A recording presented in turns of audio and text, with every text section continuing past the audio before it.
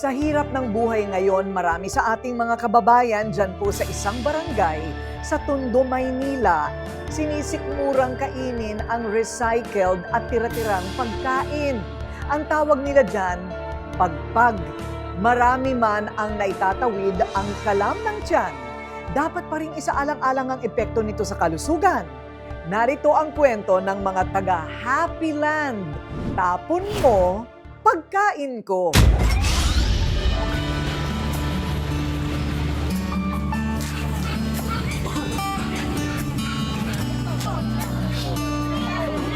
Pagpatak ng oras ng tanghalian, parang fiesta dito. Nakalatag araw-araw ang boodle fight ng mga residente ng Barangay 105, Tondo, Maynila.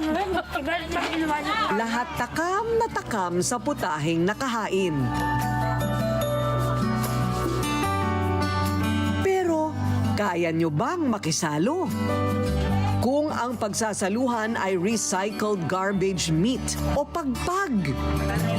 Sa halagang 20 po, nakakakain na po kami buong pamilya. Isda lang magkano na. Kaya sa ganyan, sa dami namin, lalo na sa mga anak ko, ilan yan sila. Kaya pinakakain ko na rin sila ng pagpag kasi 25-30 lang. Nakakabusog po. Masarap. Malinis.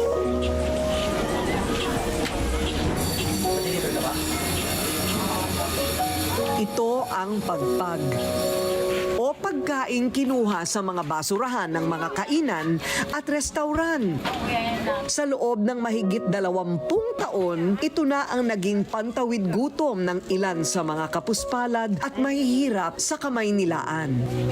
Karaniwan ay manok na tira-tira at itinapon na ang kinukuha pa para gawing adobo o kaya naman muling ipiprito.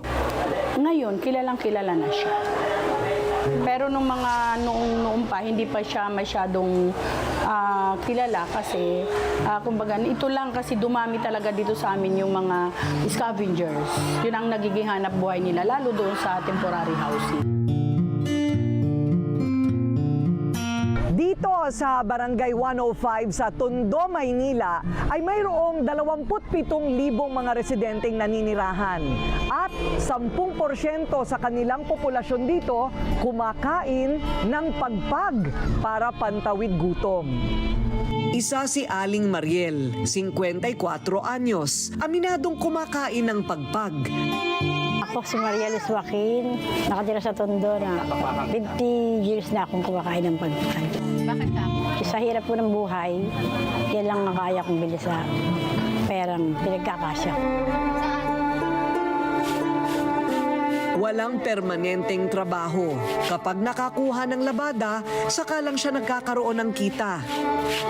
Mahirap po talaga. Minsan, hindi kami makakain sa kumpletong araw. Mahirap ang buhay. Pagpag ang inaasahan nilang pagkain sa buong araw dahil ito lang ang kaya daw ng kanilang bulsa. Kung mamalasin pangaraw na walang pambili, humihingi na lang sila ng tinapong manok at sila na ang maglilinis at magluluto. Importante, lalo na sa mahihirap na hindi kayang bumili ng ulam. Dati-dati kani-kanyang luto ng pagpag sa Tondo. Ngayon, may mga karinderya na rin na pagpag ang hinahain. At ang isa sa blockbuster ang pila para kumain ng pagpag ay dito sa tindahan ni Aling Merly. Ako po si Merly Ruta, nakatira sa Helping Complex na ang trabaho ko nagluluto ng pagpag. Tubong Jensan si Aling Merly. Ibinenta niya ang kanilang bahay at pwesto ng prutas sa probinsya para makipagsapalaran sa Maynila. Ang buong akala kasi ni Aling Merly, madaling umasenso pag tumira sa Metro Manila. Pagdating sa Maynila, akala ko dito mismo na ang Maynila, hindi pala. Sa Nueva Vizcaya pa pala. Ngayon ang nangyari sa akin doon, di ko malaman, wala na kaming pera. Kahit anong gawin ko. Pupunta ako sa kapitbahay namin, nag-aalok ako ng labandera. Naglabandira ako, hindi naman okay. Hirap na hirap ako. Sabi ko ng asawa ko, itry ko sa Maynila. Bahala ka, dito lang kayo. Aalis ako. Kinabukasan po, pumunta ako Maynila. Nadidiretso ako ng Smoky Mountain. 1988, ang dating namin dyan sa Smoky Mountain. Namamasura po kami. Nung una, nagkaroon pa nga raw sila Aling Merly ng junk shop pero nang barilin at mamatay ang kanyang asawa. Gumuho ang lahat ng kanyang mga naipundar. Kasabay ang kanyang pangarap na magandang buhay. Pero tuloy lang para mabuhay ang kanyang anak at mga apo. Pinasok ni Aling Merly ang pagtitinda ng lutong pagpag sa kanyang mga kapitbahay. So, negosyante talaga ako. Lahat na lang napapasokan ko basta hindi masamang trabaho. Dahil sa pagpag ay muling sumigla ang kabuhayan ni Aling Merly. Nagluluto siya ng alas 6 ng umaga at mauubos naman ito bago mag alas 11. Ang kanyang kita sa halos kalahating araw na pagbebenta ng pagpag, 500 piso. Naranasan ko talaga yung pagluluto ng pagpag na okay talaga sa akin. Kung gusto ko lang, kung marami mag-deliver sa akin. May sikreto daw si Aling Merly. Bakit mabenta ang kanyang pagpag? Hinahanap-hanap ng kanyang mga suki. Hindi raw siya namumulot ng mga prito na manok mula sa mga restauran. Tanging inihaw ang kanyang pinipili. Ipinakita pa sa Rated Corina ni Aling Merly ang paraan niya ng paglilinis ng pinulot na pagpag. Ang sistema kasi sa ibang ibang ganyan, nadudurog siya. Pag naluto siya, parang natatanggal yung mga buto. Parang na lang siya, nalulusaw ba? Kasi may mga hari na yun. Kaya hindi ko na inasahan kukuha nun kasi nalugi ako. Tinitiyak niya din na ligtas daw kainin ang ibinibenta niyang pagpag. Halos 6 na oras niyang ibababad sa tubig ang mga pinagpiliang itinapong manok. 2 beses niyang huhugasan ito at saka lalagyan ng toyo, asin, suka para mas lumasa.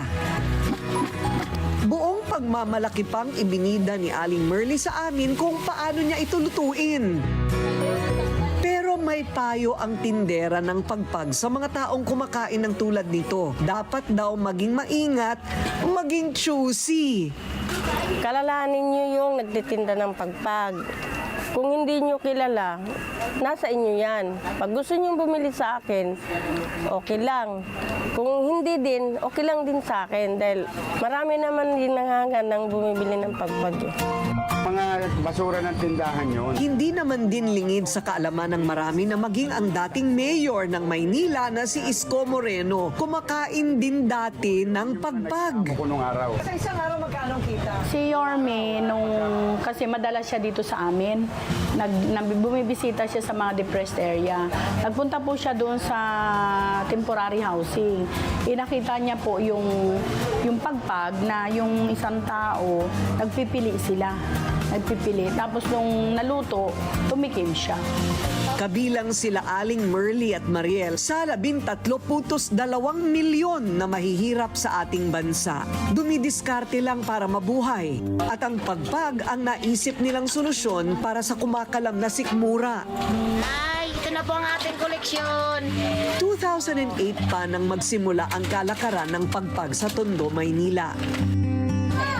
Imbis na itapon ng tuluyan ng mga natirang pagkain, ginawang solusyon ng mga taga 105 Tondo na pantawid gutom ang mga pinupulot na pagkain. Pero sa iba, ito'y nakakaalarma.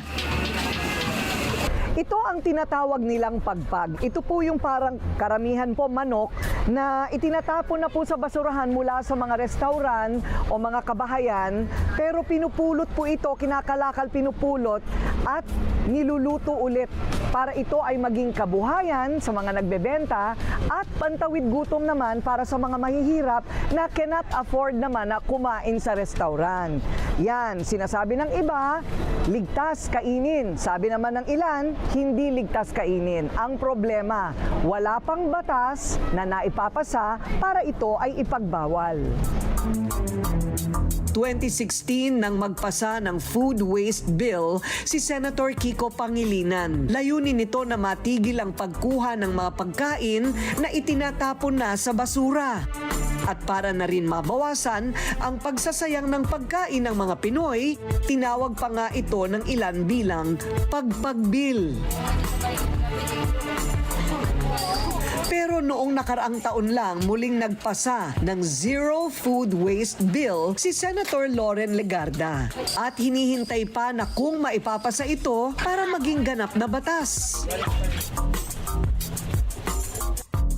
Paglutang ng mantika, tatapon yung mantika. Hindi na namin tatapon. Si Senator Loren Legarda, meron na siyang ipinasa na batas na para magkaroon ng ligtas na pagkain ang mamamayan, lalo na dito sa Tondo. Ngayon, sa tulong po ng DOLE, Dole Tupad, Dole Kabuhayan.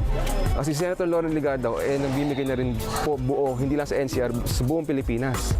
Ang ilang kawani ng kalusugan nagbigay ng babala sa publiko dahil sa patuloy na pagkain ng nakukuha sa basurahan. Usual na magkukos ng diarrhea, yung acute gastroenteritis, pwede rin amoebiasis, or ang HEPA A kasi nakukuha yan sa hindi magandang pag-prepare ng food, so possible din yon. Okay. And other viruses na pwedeng matransmit na foodborne. Aminado ang ilang opisyal ng Barangay 105, sino ba naman ang gustong kumain ng itinapon ng iba? Pero dahil hindi pa rin nasusolusyonan ang problema sa kahirapan, patuloy daw nakakapit sa pagpag ang ilang residente dito para mabuhay at hindi magutom. Alam natin na sa kalusugan. Ikaso lang, hanap buhay po nila eh. Parang yung iba kasi doon sila kumukuha ng pambaon ng mga bata, pang araw-araw nilang mga needs. Ang panawagan naman ni Aling Merly sa pamahalaan. Gusto akong hingi ng tulong na makapuhunan ako ng medyo maganda-ganda. Dahil sa pagbag, sapat lang talaga sa amin.